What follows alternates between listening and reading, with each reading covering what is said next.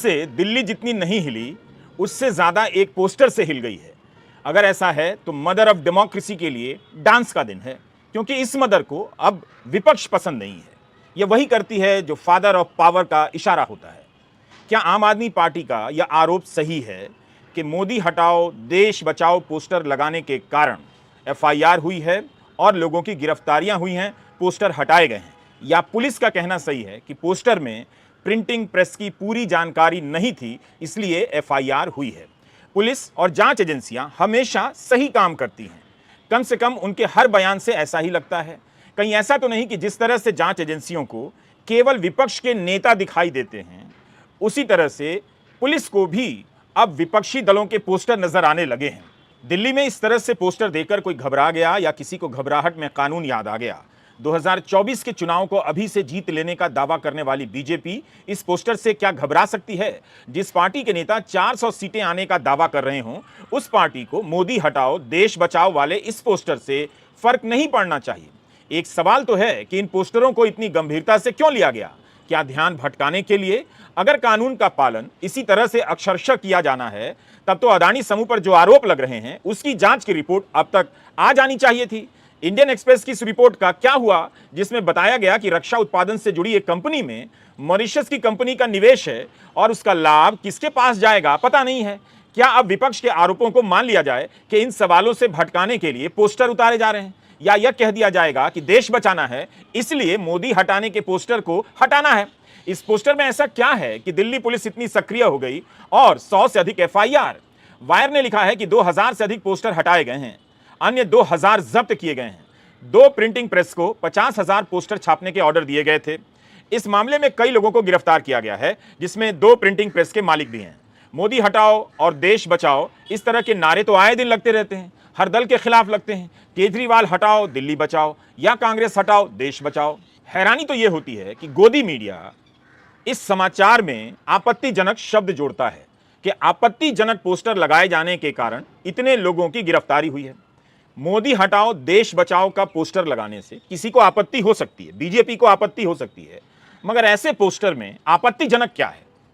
सिर्फ 2 पंक्तियां लिखी हुई हैं, ना तो कोई तस्वीर है, ना कोई भद्दी तस्वीर है, ना ही अश्लीलता का नजारा उसमें मिलता है, केवल 2 पंक्तियां हैं।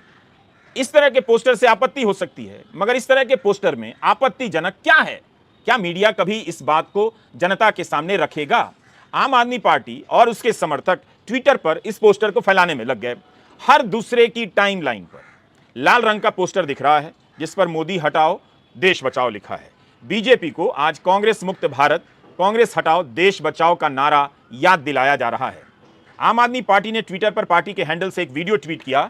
इसमें पोस्टर को देखा जा सकता है, लिखा है खुद को 56 इंच बताने वाला 56 इंच के पोस्टर से डर गया।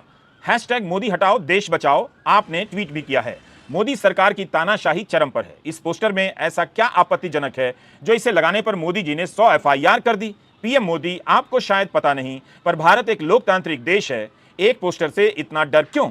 आरजेडी के ट्विटर हैंडल ने ट्वीट किया है देश बचाओ मोडानी हटाओ, मोदी और अदानी को मिलाकर मोडानी लिखा जा रहा है। दिल्ली पुलिस के स्पेशल सीपी ने मीडिया से कहा है कि इन पोस्टर में प्रिंटिंग डिटेल्स नहीं है। नवभारत टाइम्स ने लिखा है कि प्रिंटिंग प्रेस एक्ट और प्रॉपर्टी एक्ट के तहत एफआईआर दर्ज हुई है। आम आदमी पार्टी के दफ्तर से निकली गाड़ी से कई ऐसे पोस्टर बरामद किए गए हैं, लेकिन यही पोस्टर अब आप नेता ट्विटर पर भी डाल रहे हैं। संजय सिंह ने इससे ट्वीट किया है, क्या सांसद को भी गिरफ्तार किया जाएगा या हमें यह जानना बाकी है कि प्रिंटिंग प्रेस एक्ट ट्विटर पर कब लागू होगा? ट्विटर पर यह पोस्टर भर दिया गया है और गोदी मीडिया से सवाल हो रहा है कि इस पोस्टर में ऐसा क्या है, बताया जाए। इस पोस्टर ने दिल्ली में हंगामा खड़ा कर दिया है। यहां तक कि आम आदमी पार्टी से निकाल दिए गए मशहूर वकील प्रशांत भूषण ने भी पोस्टर हटाए जाने और एफआईआर के खिलाफ एक ट्वीट किया है। वे आलोचना कर रहे हैं। उन्होंने इंडियन एक्सप्रेस की एक रिपोर्ट को ट्वीट करते हुए लिखा है कि दिल्ली पुलिस ने 4 लोगों को गिरफ्तार किया और 44 एफआईआर की है। कुछ पोस्टर में मोदी हटाओ देश बचाओ लिखा गया है। दिल्ली के कई इलाकों में यह पोस्टर लगाया गया है। Hashtag mother of democracy, hashtag fascist. अब तो 100 से अधिक एफआईआर हो गई है। 21 तारीख की रात दिल्ली में भयंकर भूकंप के झटके आए। कायदे से आज भूकंप की स्थिति में बचाव की तैयारियों पर बात होनी चाहिए थी। इसका विश्लेषण किया जाना चाहिए था कि दिल्ली और आसपास के इलाके में कितनी ऐसी बहुमंजिला इमारतें हैं जिन्हें भूकंप रोधी नहीं बनाया जा सका है। लेकिन इसकी जगह इस तरह से कार्रवाई होती है कि सारी बहस कभी ईडी की जांच तो कभी पोस्टर उखाड़े जाने और गिरफ्तार करने की राजनीति में उलझ जाती है। मदर ऑफ डेमोक्रेसी के नाम पर फादर ऑफ पावर ने कुछ ज्यादा तो नहीं कर दिया है, लेकिन फादर ऑफ पावर हैं कौन? नाम मत लीजिएगा, वरना पता चला कि आप जेल भेज दिए गए हैं। अगर देश के प्रधानमंत्री को लगता है कि अगर कोई आवाज न उठे इसलिए विपक्ष की आवाज को ही खत्म कर दो, पूरे देश के अंदर चौतरफा हर तरह से लोकतांत्रिक आवाज के दमन की प्रक्रिया चल रही है।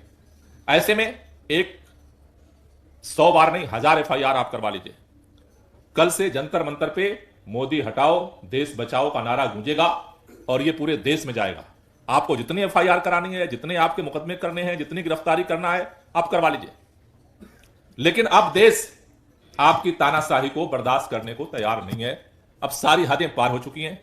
अब कोई उम्मीद नहीं बची है कि आप सुधार करेंगे। कांग्रेस भी इस पोस्टर युद्ध में कूद गई है। पार्टी ने ट्वीट किया है कि माननीय प्रधानमंत्री श्री नरेंद्र मोदी जी के खिलाफ ये आपत्तिजनक पोस्टर लगाए गए।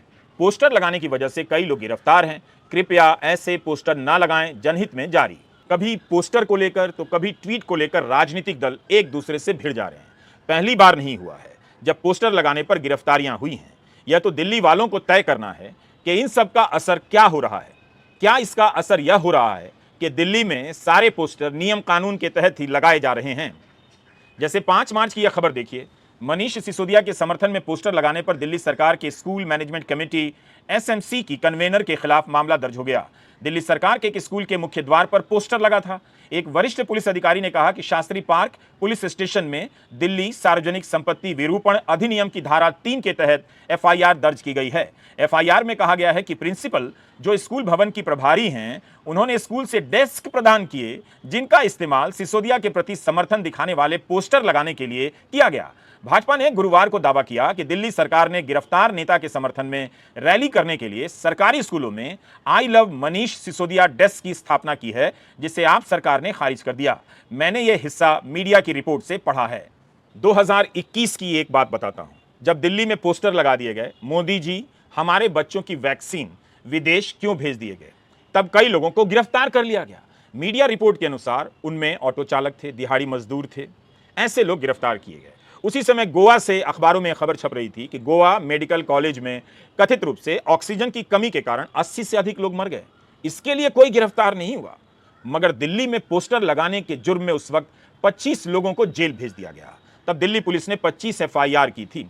उस साल इंडियन एक्सप्रेस में गिरफ्तार हुए लोगों का पूरा ब्यौरा छपा था।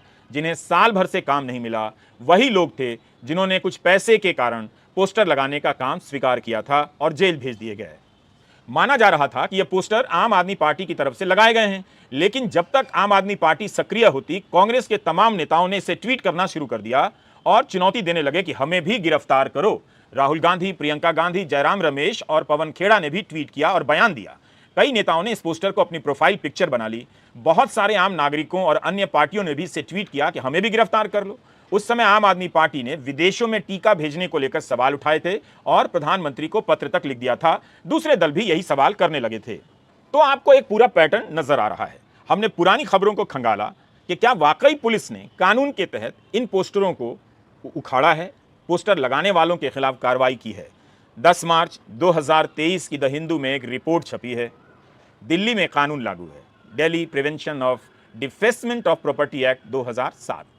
हिंदू के लिए समृद्धि तिवारी ने अपनी रिपोर्ट में लिखा है कि इसके तहत 2020 से राजधानी दिल्ली में 1400 मामले दर्ज किए गए हैं। 940 लोगों को पोस्टर लगाकर सार्वजनिक संपत्तियों को गंदा करने के कथित आरोप में गिरफ्तार किया गया।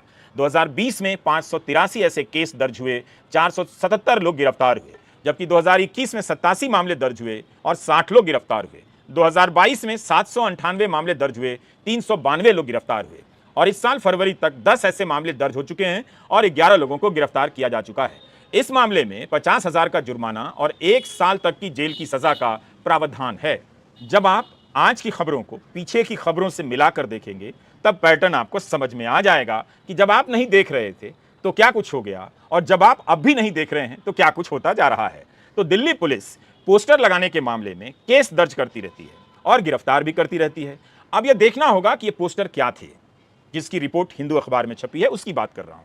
किसने बनाए थे, उन पोस्टर में किसकी आलोचना की गई थी, क्या विरोधी दल के लोग ज्यादातर गिरफ्तार हुए या बीजेपी के नेताओं के खिलाफ भी पोस्टर लगाने को लेकर कार्रवाई हुई थी।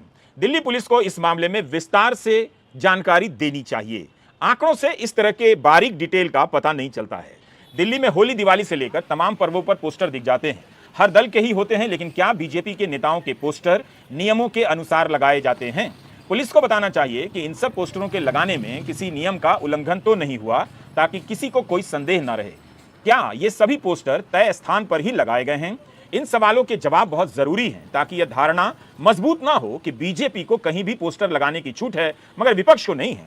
पोस्टर हटाना विपक्ष को निशाना बनाने का बहाना नहीं होना चाहिए। दिल्ली पुलिस का कहना है कि प्रिंटिंग प्रेस कानून के उल्लंघन के कारण मामले दर्ज किए गए हैं। तब ऐसे में उसकी जवाबदेही और बढ़ जाती है कि वह बताए कि बीजेपी भी इस कानून से ऊपर नहीं है। 28 सितंबर 2012 को फरीदाबाद में कांग्रेस हटाओ देश बचाओ रैली हुई। इस रैली में तब नरेंद्र मोदी, लालकृष्ण आडवाणी और राजनाथ सिंह भी शामिल हुए। तब तो होर्डिंग पोस्टर सब लगे। आज सोशल मीडिया पर बीजेपी का पुराना ट्वीट साझा किया जा रहा है, जब पार्टी ट्वीट किया करती थी कांग्रेस हटाओ देश बचाओ। उम्मीद है बीजेपी को इससे ऐतराज नहीं होगा कि पोस्टर में मोदी हटाओ देश बचाओ लिखा है। केवल इसी से ऐतराज होगा कि प्रिंटर का नाम नहीं लिखा है। बीजेपी के प्रवक्ता हरीश खुराना का कहना है कि बिना नाम के पोस्टर लगाते हैं और जब पकड़े जाते हैं तब चिल्लाते हैं लोकतंत्र खतरे में है। अगर ऐसा है तब आम आदमी पार्टी को बताना चाहिए कि उसने बिना नाम वाले पोस्टर क्यों लगाए।